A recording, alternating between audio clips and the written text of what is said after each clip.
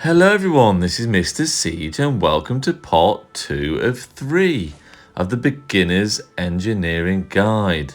Hope you enjoyed the first part. If you haven't seen it, watch it now. It's great, of course I'm going to say that. Now, I want to show you how free to play and low spending engineering can be. And in this video, we're going to look at whether to do it 5-1-1-1 with these commanders or 5-5-1-1. Now, just to see how viable it is in the field. Now, I have done a 5-1-1-1 guide before, so maybe worth having a bit of a look at that if you're interested, if you really want to be dead cheap with this. Now, it is possible to run them on the field at that level, but I may not wholly recommend that. So, I hope you enjoy the video, won't say too much more. Remember guys, please subscribe and like the video. Please leave any comments you want to leave in the comment section. I'll do my best to reply. I always try. Thank you very much. Enjoy the video.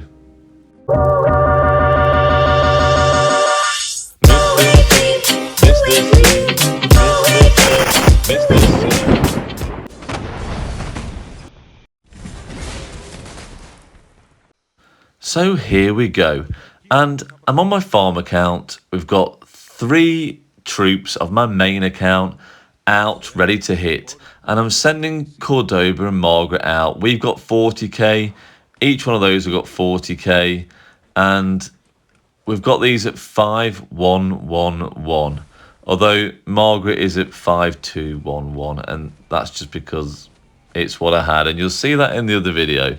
Now, I'm just showing you here, this is what I've got on my farm. Now, I'm missing so many stats. So, I've actually got my mains troops without any gear on. So, this sort of evens it out a little bit. Now, take it as you will. It's not the perfect test.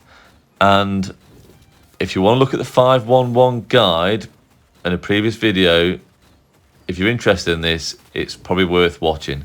So, I've obviously sped this up a little bit. It takes a bit of time.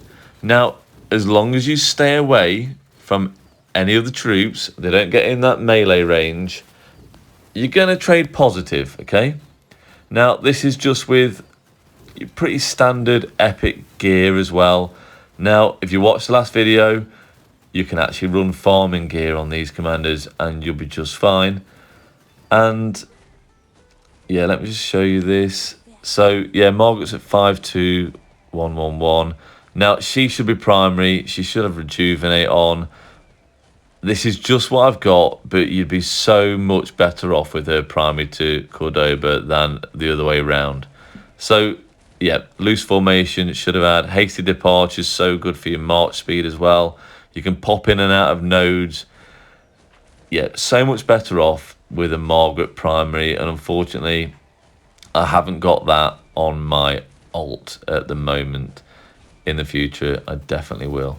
So Guan's finished off now, and yeah, we're just laying into YSG a little bit, and I believe we're fighting T5. No, we're not. We're fighting T4. So there's 3 troops of 40k T4 here, and my troop of 40k. Now, on a field in a murder ball, we'd probably be picking out the weakest marches. But you can see we've traded positive. It's almost a 1-to-3 trade, which is very nice. You're getting pretty easy kill points here. Look at the AoE. Now, the Gonzalo's AoE is just amazing. And if you're going to get any commander in engineering, it has to be him. Now, he's best paired with Margaret. Margaret will completely buff his active skill, and you're going to just do amazingly. Now, moving on, this was some 5-5-1-1 testing we did in a previous video. Go and check it out. Obviously, you'll see a lot more testing in that. Now, we've got Cordoba Gajah Mada, which should be the other way around. But from what you can see, these are the results. Really nice. We've actually got epic gear, and they've got full crit legendary set, including ring and horn. So they're an absolute formidable army. Both of these sets of commanders are amazing. And yeah, we're getting amazing trades against them. You know, same again, really good trades. And these are the wrong way around in a pairing. So for a real cheap set, 5511 is just unbelievable. You're going to trade positive all the time. So we've looked at 5111 and 5511. Now let's look at these other commanders. And where would you put the next skills? So the first two skills on Margaret are no-brainer. 5-5, definitely. The range skill damage isn't important if you've got Cordoba. Now the last skill is so good for the defense reduction and the damage bonus. 40% defense reduction. Now, if you only put those skills on Margaret, go 5-5-1-5. Gonzalo de Cordoba, 5-5 for definite. The third skill, I think with 1 point in there, you're still okay. Okay, you don't need to max this skill. I would actually try and go for 5-5-1-5 again because of that range normal damage bonus. And the range counter attack bonus is 20% is really, really nice too. Now, let's have a look at Gajah Mada next. Obviously, you want to max the first skill. Second skills are always the same thing. Stats, that's really nice health bonus, so you want that. This isn't amazing. This is why I've only put 1 into this at the moment, and I've managed to get 5 on the last skill straight away, the defense reduction. So it tends to be the same on these commanders. You've got a decent active skill, good stats on the second skill, and the fourth skill is some good debuffs generally.